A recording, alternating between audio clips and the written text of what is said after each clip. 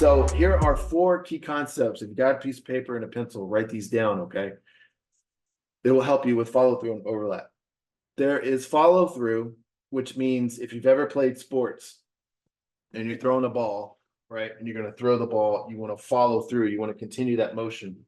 Same thing if you're playing tennis or if you're playing baseball, or I guess imagine cricket. You want to swing through the ball, you want to follow through. Drag is a concept that we'll go over here in just a second, but something is dragging behind. Something is leading and something is following. And then you have the idea, and you might hear me say this, the successive breaking of joints. Joint 1 breaks, joint 2 breaks after it. Joint 3 breaks after 1 and 2. 4 breaks after 1, 2, 3. It's the successive breaking of joints. There's a cute little thing from Thumper. And I don't know if you can hear it, but he's saying, bird, duh.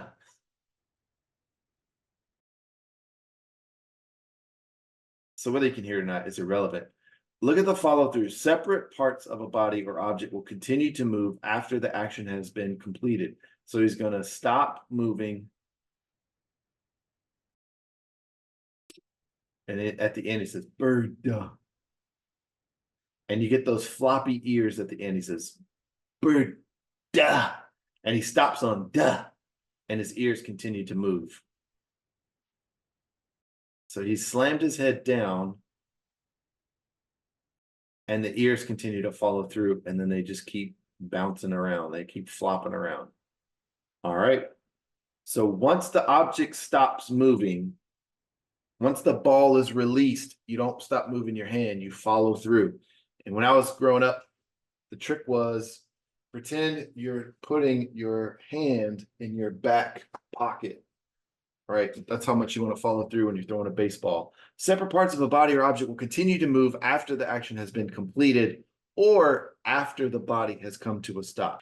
Drag, parts of a character or object trail behind in an action. Pay attention to her dress and her sash and her hair, but also pay attention to the owl when he shows up. And he's got you guys can tell me if it's a cloak or a cape or a jacket, but look at the parts that drag behind.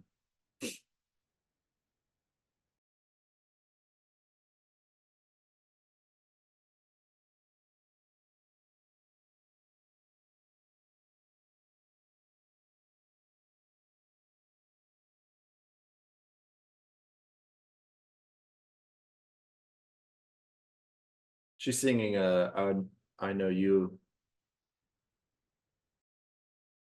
I Met You Once in a Dream or whatever.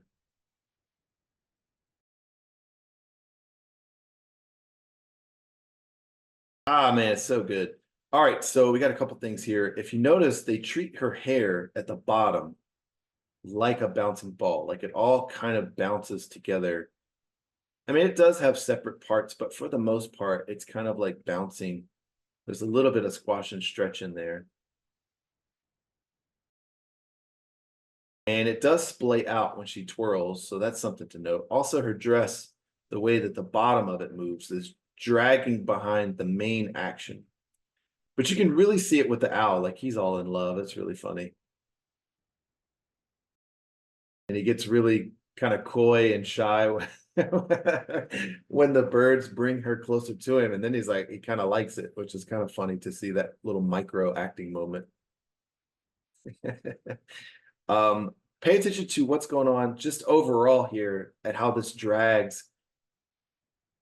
Because he has no body, they're creating the impression that he's Prince Charming or whoever the heck he's supposed to be. His body is up here, but all of this is dragging down. So when he moves, there's a delay. He moves first, but you can see that it's pointing back to where it came from and then settles.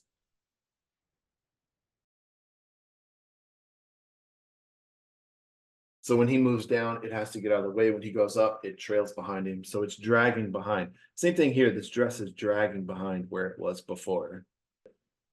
Here's this is like why I picked this shot for the successive breaking of joint. Watch the way that she brings her hand from the chair all the way around up in the air here in just a second. Right here, I guess from back of her shoulder. She leads with that forearm and then the upper arm. I'm sorry, she leads with the upper arm, then the forearm, then the wrist. And it's very similar to what we just saw with that tenister, but that is not only drawing an arc, but it's also following through and overlapping. And then those spider-like hands, spider-like fingers come out. Anyway, really good stuff.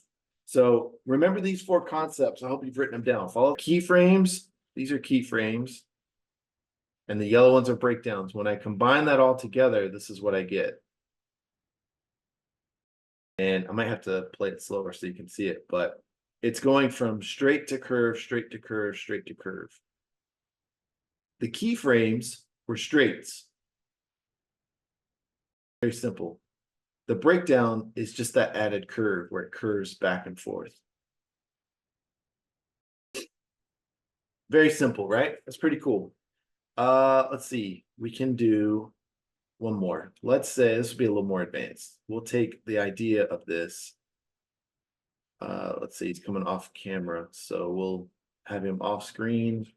I'll give myself a few more frames here. Let's say 50. We'll go 50. We'll use the whole 50. So let's say it comes in here pretty quick. And let's say it does hit an invisible wall. This is a point where I want it to hit an invisible wall. It hits, and then it bounces off a little bit for like maybe another second. So it comes off to about right here. So let me go to graph editor real quick. Translate X. I'll just break that tangent so it feels like it's hitting an invisible wall.